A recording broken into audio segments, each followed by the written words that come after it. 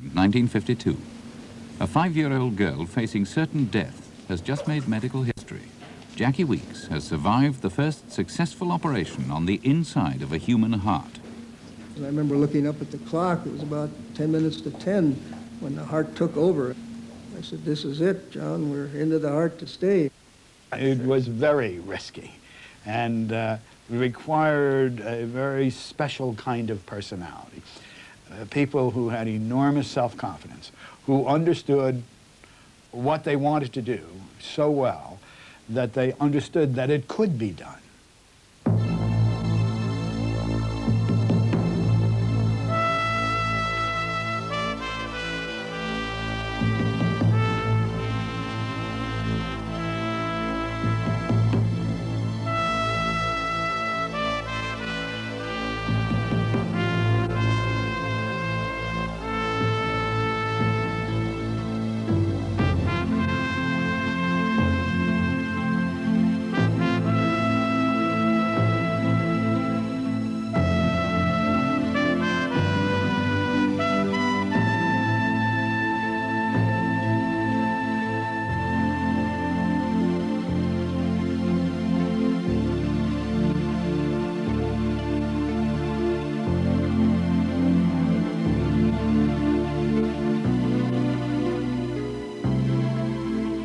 Surgeons and doctors in the Second World War were faced with injury and suffering on a heroic scale. Yet out of this carnage came advances in medicine which would go on saving lives after the war was over. The demands of war forced through the use of antibiotics, the organization of better anesthesia, and large-scale blood transfusion. Yet for all this, the 1945 operating theatre was a simple place, with little elaborate equipment. The surgeon was essentially a craftsman who had learnt his skill by apprenticeship. Few could have realized that surgery was about to enter a golden age. In the next 25 years, almost everything would change. Surgeons would achieve miracle after miracle, would rise to the top of the medical hierarchy, and become public figures of fame and glamour. One branch of surgery will be in the vanguard of this revolution, a branch which in 1945 simply didn't exist: the surgery of the heart. Throughout history, the heart had been regarded as a forbidden organ, too delicate to tamper with. Great and influential figures like Professor Billroth of Vienna vilified those who dared to try. So they tried very bold things like opening the chest and trying to do something in the heart. And because they really didn't understand the physiology of respiration very well, as soon as they opened the chest, the lung would collapse. And they say, whoa, that's great, that gets the lung out of the way, so they could get to the heart. And then what happened, as soon as they touched the heart, it would start to fibrillate, or it would stop, and the whole thing was a disaster. And after they did that 2 or 3 times, they'd want to catch on. Doesn't seem to be a good idea. And that's why Billroth said that. And this kind of thinking from as great a man as Billroth dominated the surgical community right up into the period of time that I started to train. And yet a vast pool of human disease lay completely untreated. Crippled children born with congenital heart disorders, breathless and blue and condemned to an early death. Victims of rheumatic fever whose heart valves were narrowed or stuck. At the time, nothing could be done. Well, I can remember seeing, for example, patients with mitral stenosis in the 30s. Mitral stenosis is narrowing of the mitral heart valve. They were all put off in kind of a dying hospital. It was tragic. They were young people, mostly in their teens, and they were very blue from their disease, and there was nothing that could be done. They would just die. From this one organ with its complex anatomy came so much suffering. And yet the surgeon couldn't get near it.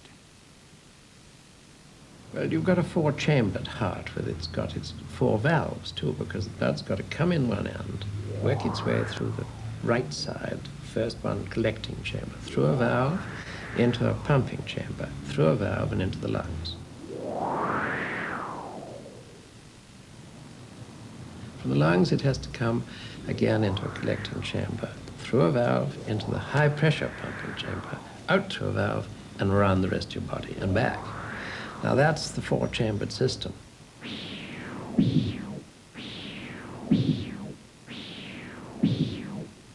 Now you can imagine any combination of odd things have been listed.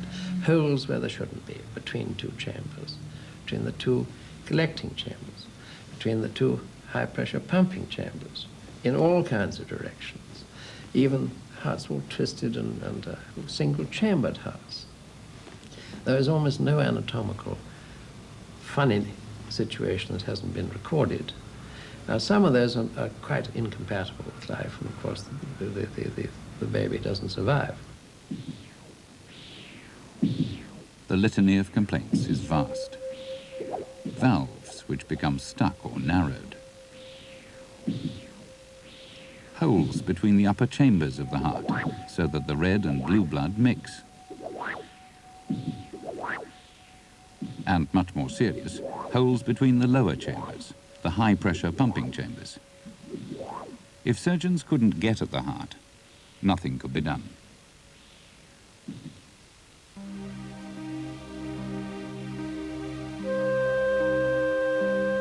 It might have remained so, but for some extraordinary events that took place in Britain at the end of the war. Many young soldiers were being evacuated from the European front with shell fragments and bullets lodged inside their hearts. To leave them there was dangerous, but to try to remove them was surely fatal.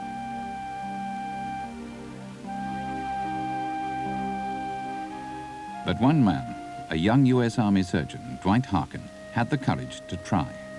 Proceeding very carefully, he cut into the wall of the heart while it was still beating, having secured the area with stitches. Then, inserting his finger, he located the fragments and set about removing them. It was very risky and went against centuries of tradition. And here's a missile with a piece of the boy's uniform on it. These are horrible things. Here are some bullets. These were all taken from the chambers of the heart. There were many pieces of hand grenades, bullets, shell fragments of various sizes and shapes. The first 14 I operated on and did something on the inside of the heart all died. The second, 7 of the 14 died. The third, 2 of the 14 died. I was getting better, but the fourth 14 all survived. And the only difference between these first 3 groups and the fourth group are these were all animals, and the 14th and the final group were all American soldiers, and they all survived. Within days, the soldiers were up on their feet, living proof that the heart that beat inside them was not a delicate, fragile organ unsuited for surgery. But could this knowledge be put to any practical use in peacetime? Could lives be saved? They might, if he could use the technique to reach the heart valves. Vast numbers of people suffered from valves that didn't open and shut properly, like this, but were stuck or narrowed. For the first time, there was a chance of helping them. In 1948, within days of each other, Dwight Harkin and a Philadelphia surgeon, Charlie Bailey, independently reported on a daring operation to try and correct mitral stenosis, a hitherto incurable condition where the mitral valve is narrowed and won't open properly.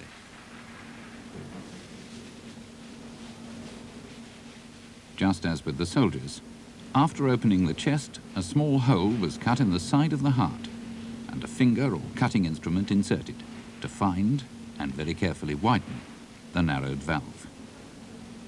Well, the first ones went very, very badly. I lost 6 of my first 10 patients and decided I would never again do heart surgery. I came home, was terribly depressed, went to bed, told my wife I would never do another heart operation.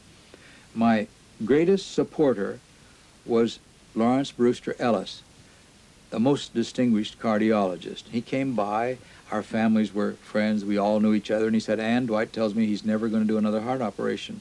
Could I talk to him?" She said, "No, I think he's too depressed tonight. Try tomorrow." He came back the next day, and he came up to my room and said, "I think this is a terribly irresponsible thing. You've said you would never operate on the heart again." He said, "I think that's awful." I said, "Awful? Hell, no respectable cardiologist would ever send me a patient again. He said, no, no, no, you must have learned a lot in those 6 deaths. I would send you patients, and I'm generally regarded as respectable. I'm president of the Heart Association. I said, well, if you're courageous enough to do it, I'll try again. And only 1 patient was lost in the next 15 operations. The valve, which is a good deal smaller than normal, is now being operated upon by my finger. The cusps have been well separated, and the heart, which shows some quickening in its action after this procedure, will rapidly settle down to its normal rhythm without causing anxiety. This kind of blind surgery, or closed heart surgery, spread. The heart carried on beating throughout, and the surgeon never saw the inside of a human heart. With practice, surgeons became very skillful at the technique, and soon it became very safe. But impressive as it was, it made little difference to the majority who suffered with heart defects.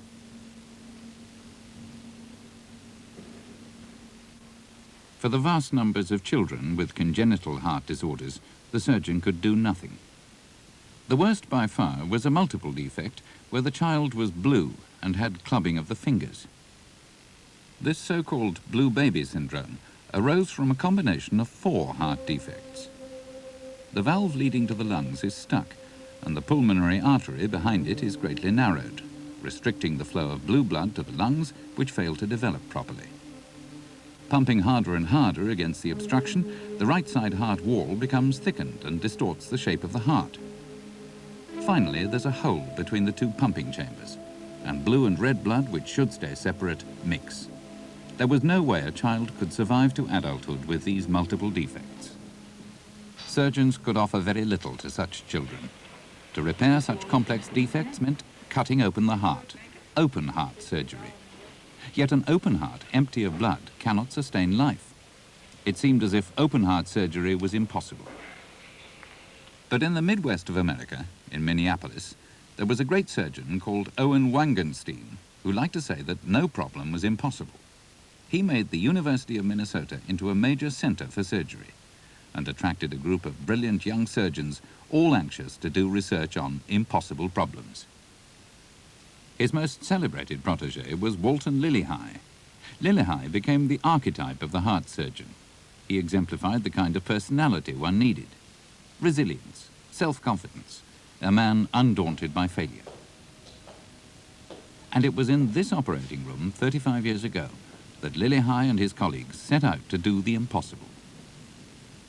If you cut off the inflow into the heart so it becomes empty, you have 4 minutes that you can stop the circulation safely by clamping the inflow, and once the heart's emptied in a beat or 2, the circulation's effectively stopped. There's no more circulation. And the 4 minutes relates to the sensitivity of the brain to oxygen deprivation.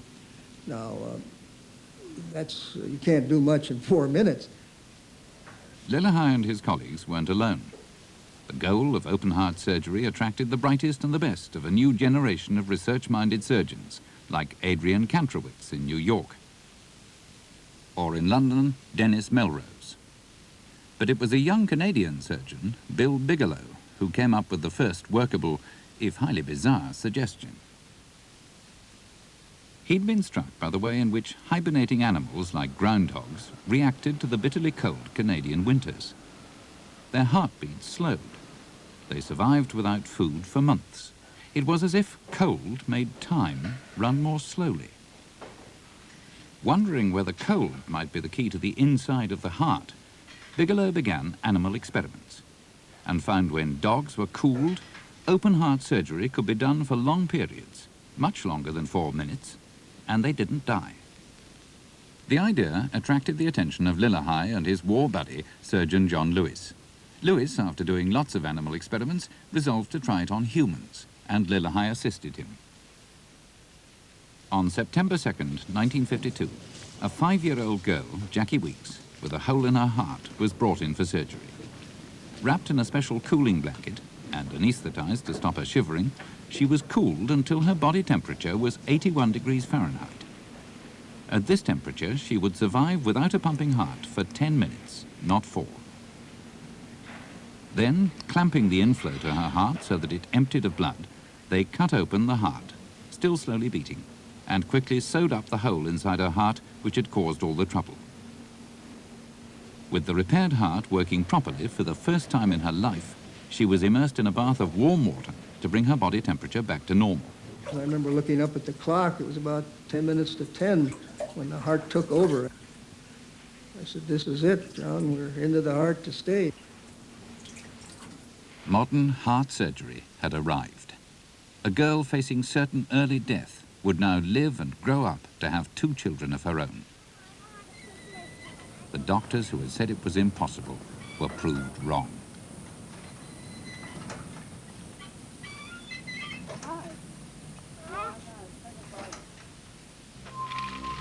This frozen state was called hypothermia, and bizarre though it was, it offered incredible promise. By cooling the patient, the surgeons stretched time. At lower temperatures, the tissues of the body and brain didn't need as much oxygen and could survive without oxygenated blood for longer. But there was a snag. If the heart was cooled too far, it stopped and couldn't be started again. It really did look extremely exciting, and it's disappointing in some sense that man is not a hibernator and will not behave like one. But anyway, it did lead to a huge and very important period in heart surgery, when with modest change of temperature from the normal of around 37 degrees centigrade to about, let's say, 30, just a small drop of 7 or 8 degrees, you could guarantee that the heart need not function for 9 minutes instead of 3, 10 minutes instead of 4, that sort of thing. And 10 minutes was time enough to do certain operations inside the heart. That hypothermic approach was one approach that was developed and used very successfully, particularly in small defects that had to be fixed. For instance, an interatrial septal defect, I'm sorry, I don't mean to get complicated. That is a hole between the 2 chambers of the upper part of the heart, which may be the size of a quarter. Well, in the United States, a quarter is about 2 centimeters in diameter. And then it was possible to open the heart by, after producing hypothermia, by lowering the temperature and stopping the circulation. You could sew such a thing up in 5 minutes, literally, and do it precisely and carefully, and then close the heart in another 2 minutes and start the circulation up. And all you had to do was interrupt for 7, 8, 10 minutes. And the hypothermia gave you enough of a leeway whereby you could do these kinds of procedures. But surgeons sometimes opened hearts to find complex defects which couldn't be repaired in 10 minutes. With the clock ticking away, they found themselves unable to finish what they'd started. 10 minutes is not very much time to do a complicated operation. And imagine the sensation you have when you find your time is running out and you haven't completed your job yet. I didn't like it, though I did a lot of operations that way, yes. So hypothermia was not the final answer. Some surgeons argued that proper access to the open heart would only come through a new and audacious approach. An approach which saw the heart simply as a mechanical object whose function could be replaced with a man-made alternative. The heart is particularly ideal, and even though I didn't quite understand it to that depth, because it does essentially one thing, and that is to pump blood.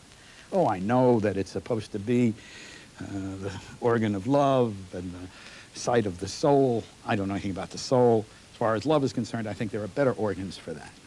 But certainly it is a pump. And if it is a pump, one can reproduce that function, at least for a period of time, which will permit you to get into the heart and do some very obvious repairs that are necessary. The dream of building a machine to take over the function of the heart and lungs had been proposed by John Gibbon before the war. In the 1930s, he saw some operations for taking a pulmonary embolus out of the pulmonary artery. That's a great big clot that's come from the legs up to the heart. And those patients all died. And he said to his boss, Dr. Churchill, he said, well, what we need is a way of taking the blood out and pumping it around to keep the patient alive during the operation. Well, no one thought it would work. I like to tell the story of the time we went to see Dr. Gibbon, and at that time his pump oxygenator was about the size of a concert grand piano, and it was used to support the circulation of a little cat about this big. It was quite remarkable. And he had us put rubber boots on, and pretty soon we noticed that we were sloshing around, and we looked down and the floor was flooded with blood.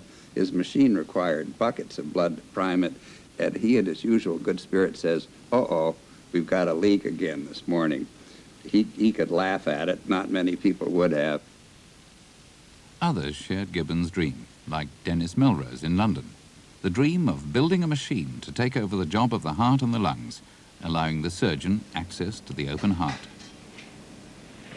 Here is a pump. By this rotation, blood is brought up these tubes, through here, and into the bags. And then by wiping the blood across the surface of the bags, the blood is spread in a film. And in this way, a big area is exposed to oxygen. Often vast, cumbersome and dangerous things, which leaked blood and damaged blood cells, they consisted of a pump to pump blood and some means of adding oxygen to the blood to turn it red. They were called heart-lung machines, or pump oxygenators, and surgeons were anxious to try them on human patients. The first success went to the pioneer John Gibbon. In 1953, he succeeded in closing a hole in this young woman's heart. But this solitary success was followed by failure after failure. He tried 5 more. They all failed. So this event, the first successful use of a pump oxygenator, was well received by the profession, but didn't arouse a great deal of enthusiasm. And Dr. Gibbon became so disappointed after these 5 failures that he vowed never to do another open heart operation, and he didn't. It's a little unusual reaction, I would think, but he completely quit. Other failures followed. A view became widespread that major open heart surgery was doomed. Strangely, most surgeons didn't blame their machines. They put the failure down to something more fundamental, the sick hearts. Such badly damaged hearts, with multiple defects, were simply too weak to survive major surgery. Or so most surgeons thought.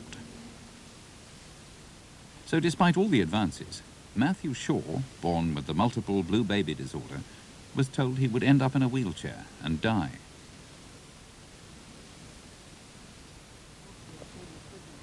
But Matthew Shaw didn't die. Dr. Lillehei, convinced that his case was operable, saved his life in 1954 with the help of this man, Howard Holtz. Matthews was one of probably the most bizarre and daring series of operations ever attempted. It involved not one patient, but 2. It sent shockwaves through the medical world. On the left, Lillehei operated on the sick child, Matthew Shaw. On the right, with a separate surgical team, lay Howard Holtz. His role was to act as a human heart-lung machine, taking the blue blood from Matthew's body into his lungs, purifying it and returning it red. Dr. Lillehei was thus given time to repair Matthew's damaged heart. If anything went wrong, Howard's, as well as Matthew's life, was at stake. One visiting dignitary, one of the very great surgeon at that time who I admired greatly, he seemed quite impressed, and he said, Dr. Lillehei, your name will go down in history. Well, I said, I was elated to hear such a compliment, particularly from an outsider and such a man of eminent stature. He said, yes, your name will go down in history as the first surgeon who ever developed an operation with a 200% mortality. Well, he had a sense of humor, actually, and I later got to know him much better, and we became very good friends, but that was a little bit summarized, I guess, what some people thought. In other words, this was going to be a complete and utter disaster. Not only would the patient die, as in the previous operations, but the donor would probably possibly die. A parent would have been chosen as a donor, but in Matthew's case, this wasn't possible. So they turned to Howard Holtz, a local gravedigger. I guess I just figured, well, I had three sons, we had 3 sons, Don and I have our own, and I figured, well, gee whiz, if I can help somebody, I sure hope somebody would do the same for my boys. I was doing everything I couldn't do before. And I noticed the difference, too, like in my color and my fingernails and lips, because I'd look in the mirror and I knew I looked different. And I felt great. I was looking at some pictures last night of Michael that we had taken, and I think he was 16 years old then. That was about 6 years after surgery. Mm-hmm. And he looked great. You were playing in the band then, but Okay, yeah. you went out to get an x-ray, and I asked your mother, I said, well, how's Michael doing now? Is he doing everything? And she said, yes, he certainly is. That's part of the problem. She said he's playing in this band and he's staying out late at nights and he's dating a lot of girls. But she said, I'm so worried. She said, before I was worried because he couldn't do anything. Now I'm worried because I'm afraid he's going to get Doing too much. Too much, to get into some kind of trouble. And she said, you know, sometimes I almost think we shouldn't have had that operation.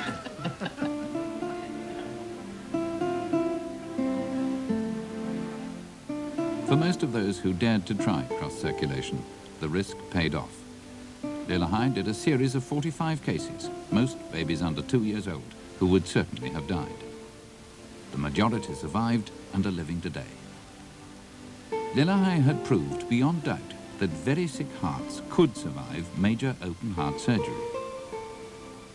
Despite successes like these, no surgeons were willing to follow Lillahei, and even he was to soon abandon cross-circulation. It wasn't the risk to the child which frightened them, but the risk of harming a perfectly healthy donor. Let me tell you, the only legal suit that I can recall during my entire time of 6 years at Minnesota came from one of the cross-circulation operations that Walt Lillahei had done. It was really the only complication to a donor. Now, the way the system was arranged, the baby would be operated upon while the circulation was maintained through blood taken from the parent. And on only one case out of about 50 applications of this method, the mother the blood pressure got very low in the mother, and she had a cardiac arrest for a very brief period of time. But nonetheless, she did have some neurological deficit. And so Dr. Lillahei advised this woman, because Lillahei had malpractice insurance, to sue him for some reasonable amount of compensation. Well, the trouble is the lawyers got a hold of it, and instead of suing, say, for a few $100,000, they decided to sue for several $1 million. So the case went to court, and the courts decided that the mother was fully informed of the risks and benefits of the procedure, and therefore no award was made. So this was the kind of legal atmosphere that obtained in those days. Surgeons returned to the quest started by John Gibbon, to build a machine to take over the job of the heart and lungs, one that would work as safely as a human donor. In this exciting climate, the University of Minnesota at Minneapolis became a mecca for aspiring heart surgeons. Surgeons who would later become household names came here to learn their craft. Christian Barnard, the first man to transplant a human heart. Norman Shumway, now the world's premier heart transplanter. This was where the action was. It was a hotbed for experimental work. We used to say at the University of Minnesota, you had to invent an operation to get on the operating schedule. And of course, that's just what many of the staff members did. But developing safe machines wasn't easy. In the years that followed, patients died in droves. Up to 50% of the blue baby cases ended in failure. Only the most resilient of surgeons were able to keep going. We operated on 1 patient a day and usually on 5 a week, and often by Friday night all 5 patients were dead. And it really took a lot of guts to go back the next week and try again and start over again. We lost patients in those days operating on defects that today you have 100% success in. And that's one of Dr. Lillahei, who I work with, one of his fortes was the ability to go back after so much punishment and start again and believe in what he did. And that's how eventually cardiac surgery became, everyday surgery. When you lose a patient, particularly when you lose a child, and in the early days, much of the heart surgery was done in children. They don't really understand. They don't really look at the possibility of failure. It is said to them, but it doesn't sink in that it is really possible that this child may die. I think mostly because the medical profession has such an aura about it, that it is magical, that you can accomplish anything. And it is true that maybe other children may die, but not your child, not this time, not with this guy who can talk so well, and who smiles, and who can win your confidence. And it was a gruesome period.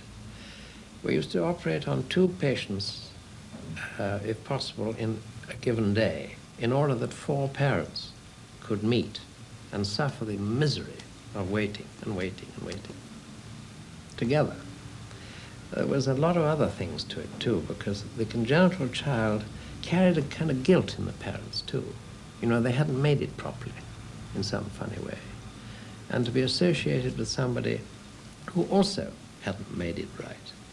And on great days, of course, both children would return to from the operating room pink and well. Fantastic. It is not infrequently that you cry with the family, and you do. It is a great, great disappointment to you. It isn't something that you do easily, but you do. You cry with them. You know when the enormous grief, which is explosive at first, is over, and you sit with them and you do what you can, which is nothing. You cannot replace this child. You cannot replace all of the hope that they put in you. But you do it. And then you go and see the patient for the next operation tomorrow. And there have been times when I've had 2 operations scheduled in one day where I have lost the first one and I will cancel the second one. Because even I can't take that. In 1958, in an effort to demonstrate the great risks of open heart surgery, California surgeons presented an actual case, Tommy's, live on television. Because Tommy has so much to gain, his parents and his doctors have decided on this operation. It is only fair that you know, as they do, that there is a risk.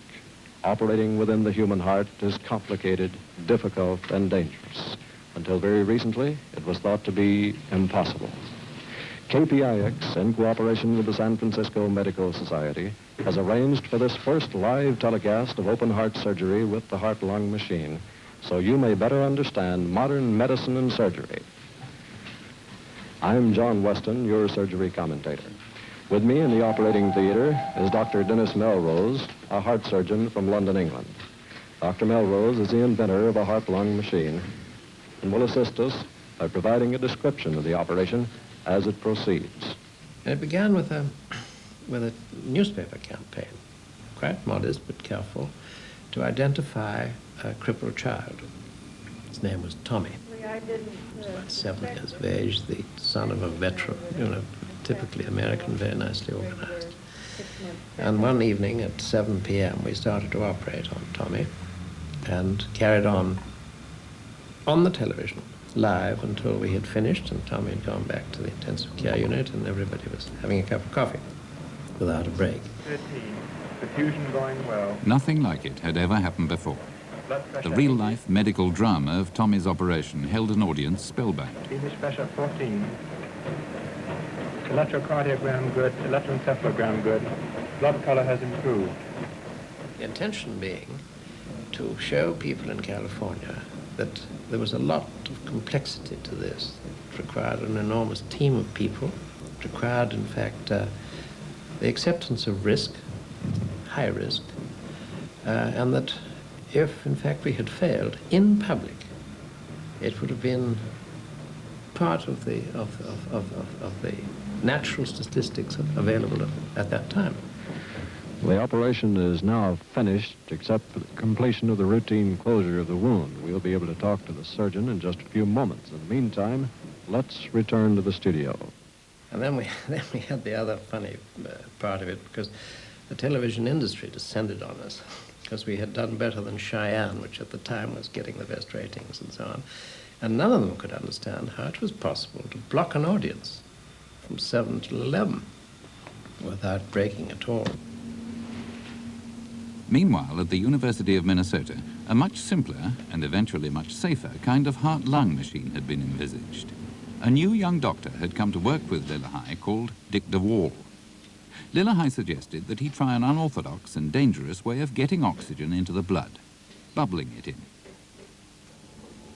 Bubbling oxygen into blood to oxygenate it was the one method that every single authority said would not work. It would kill everybody with air embolism. Well, I knew this, of course, but I didn't tell Dick DeWall. I said, Dick, you need to devise a method to get the bubbles out. With a few tubes and clips and some antifoam from a mayonnaise manufacturer to get the bubbles out, DeWall built a simple disposable oxygenator. It would go on later to become the most popular oxygenator in the world. They're now beginning to fill the machine with blood. I see.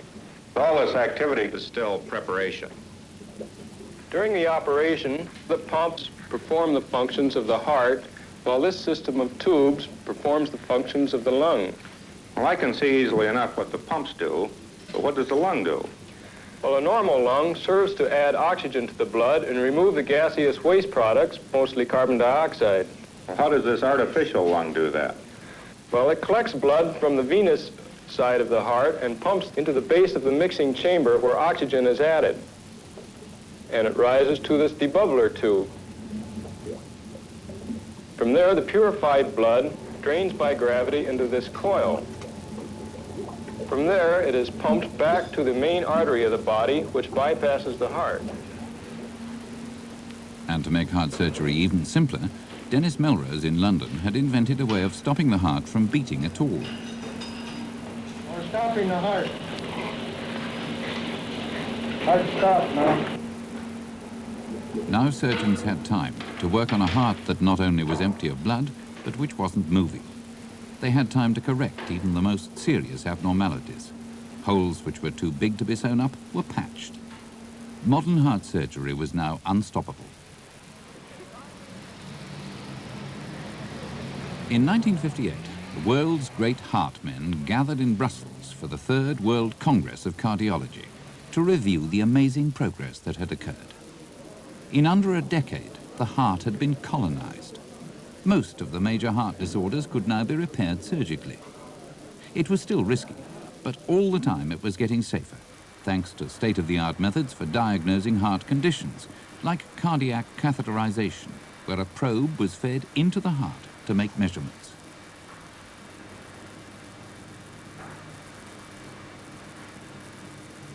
Some surgeons were already looking beyond repair to replacement. Where valves were damaged beyond hope, artificial mechanical valves were being put in. These consisted of a ball which moved back and forth in a cage, letting blood pass only one way. Now almost anything seemed possible. Now, I can explain things further when we're inside the operating theatre. I'm going to be your guide there, and I will try to show you everything that you should see. So you're going to come with me now into the theatre, and we will see.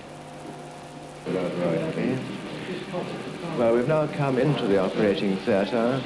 The operation is in progress. I'm just going to point out to you some of the salient features. Here is the anesthetic apparatus with the gas cylinders, the anesthetist behind. In just 10 years, the operating environment had been transformed from a simple empty room with almost no equipment into a high-technology palace stuffed full of complex apparatus. And where heart surgery led, all surgery followed. These pressure gauges send electrical signals to these dials. I want you to look here. But all this equipment cost money and began to arouse envy from the rest of the medical fraternity. It's varying around an average pressure. The administrative branch had decided that we were overspending and that they would have to find ways of cutting it down. They had the enormous stupidity to suggest that if we'd only keep the patients out, slow down the turnover, that we could live within the budget, which didn't seem to us to be too attractive. Then proposed that heart surgery, being obviously the most expensive, would have to be limited. And they suggested that nobody over 60 was operated upon. Nobody had 2 goes, 2 chances, etc., etc. And I remember listening to this diatribe by one of these chaps, and then described a patient in the wards who had all of these things. 62, he was a very famous man who had had 2 previous operations and was going to die if we turned him out without doing it again. I said, no problem, I've got a shotgun on the site. You come along, I'll load it, and you fire the damn thing. Kill him, because that's what you're planning if you want us to take this seriously. Now out, don't come back. That was the mood when the costings of things began to be looked at. Nobody bothered to cost things much in medicine before that. The cost of surgery would continue to be an issue, for surgery had changed irreversibly. Heart surgeons were now in the forefront of expensive scientific medicine. And by 1960, the center of heart surgery had moved to Houston in oil-rich Texas, to the Methodist Hospital. And the king of the heart surgeons was Michael DeBakey. Surgery was about to become a media sensation. From nothing, DeBakey built what became the largest heart center in the world. He showed that in a specialized, well-equipped center, safe heart surgery could be delivered on a mass scale. Lives could be saved by the thousand on the production line.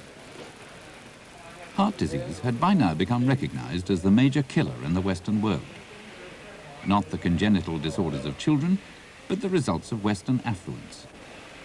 Blocked arteries which needed bypassing, weakened arteries that had ballooned out, so-called aneurysms, that needed replacing. DeBakey made this field, cardiovascular surgery, his own. Soon the rich and the famous were flocking to his center. And the media as well. Michael Ellis DeBakey, 57 years old, surgeon, by appointment to the Duke of Windsor, Prince Otto von Bismarck, musical comedy star Jeanette MacDonald, actors Edmund O'Brien and Clifton Webb, surgeon to the royalty of Europe and the royalty of Hollywood. Michael E. DeBakey, master surgeon, but also a politician, also a man who storms through a 20-hour day, a man they call the Texas Tornado, also a researcher who many people believe will become the first man to implant successfully an artificial heart in a living human being. The artery which carries blood from the heart to the brain and the body is weakened and ballooned out. This morning, Dr. DeBakey will remove the whole artery and replace it with this. It is a tube of knitted plastic called Dacron. The observation dome above the theater is crowded with observers, and no one has attempted such a major replacement before. The success of this operation does not depend only on DeBakey's skill. The general condition of the patient will also affect his chances of survival, which, at the start of such major and controversial surgery, may not be more than 50-50. The patient in this operation has an aneurysm. The aorta has ballooned out and may rupture at any moment. No. Put your finger over that. Yes, I'll tell you. Yeah. Somebody's got to do that, you see? You know, do this. Please concentrate on that. That's just what you got to do, nothing else. Don't try to work on anything else, you see? If I've got to keep on telling you that, it distracts me. And it doesn't take much effort to do that. DeBakey's operation is surgery at its boldest. He first cuts away the cheesy, diseased tissue that has caused the problem.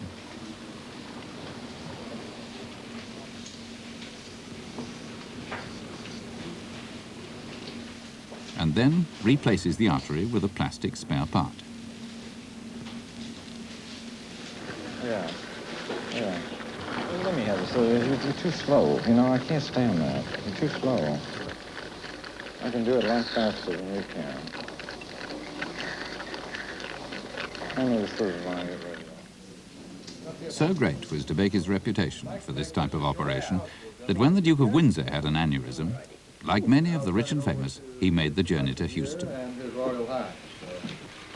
Our findings were all perfectly normal, and the Duke's condition was found to be excellent in every way. Well, with all the medical skill of Europe available here, well, why did you come to Houston? Dr. DeBakey. Oh, but there are a lot of other, you have surgeons you trained here who do it all over the world as well. That's true. But I come to the maestro.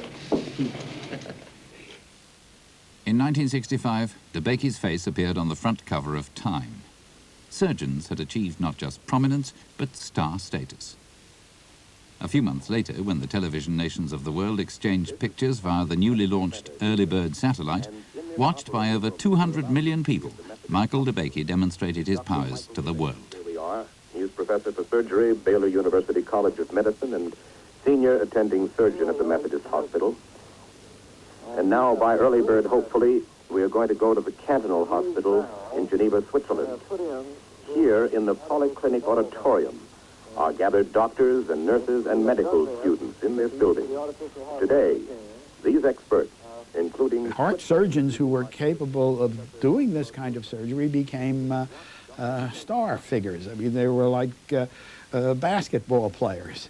They seemed invincible. They weren't, but they seemed that way. And that kind of aura was important to win the confidence of the patient. After all, the patient has a very rough time. He knows that something has to be done. And here he's going to this guy who he had maybe met 2 or 3 days earlier, and who's going to tells him that you're going to stop his heart, you're going to put him on a machine which is going to take the place of his heart, not only the heart and lungs, for a period of time. You're going to open his heart up, and you're going to make certain repairs inside of the heart, like replacing a valve, or sewing up a hole, or today in doing a bypass. And, you know, I mean, that is a tremendous thing if you stop to think about it. I think that somebody approached me whom I didn't know and said, he's going to do this to me. I'd say, what, yeah, you crazy? You out of your mind? By 1965, 20 years after Dwight Harkin had first stuck his finger into a heart, most of the easy things had been done. Few could do them as well as DeBakey, but they would learn. Contrary to the superstition that the heart was a forbidden organ, it had proved to be the ideal surgical object. It could be repaired with stitches. Its diseased parts could be replaced with synthetic substitutes. Patients recovered very quickly and went on to lead new lives. The only major challenge left was how to save patients whose very heart muscle was diseased beyond hope, how to replace the heart itself. Heart transplants would come later. The solution most American surgeons favored was an artificial heart. To the men who'd achieved so much, like Kantrowitz and DeBakey, it was almost inconceivable that this wouldn't be possible as well. Now, the way it works, of course, is that blood is brought up into this chamber, and if you watch here, you'll see when I blow into this, that plastic material is what forces the blood out of the chamber. In 1966, as a confident Dr. DeBakey put the first temporary mechanical pumping device into a human, it seemed as if the heart surgeon was on the road to solving all his problems. Yet replacing the heart would turn out to be far more difficult than anything they had tried before. It was just the personality of these people. They were the kind of people who did not really seriously consider the possibility that they were wrong. I mean, they just understood that they were right. These were the men who started modern heart surgery. And with it came an enormous development, a tremendous blooming from operating on 10 or 20 or 30 patients to first hundreds of patients, then thousands of patients, and now hundreds of thousands of patients every year.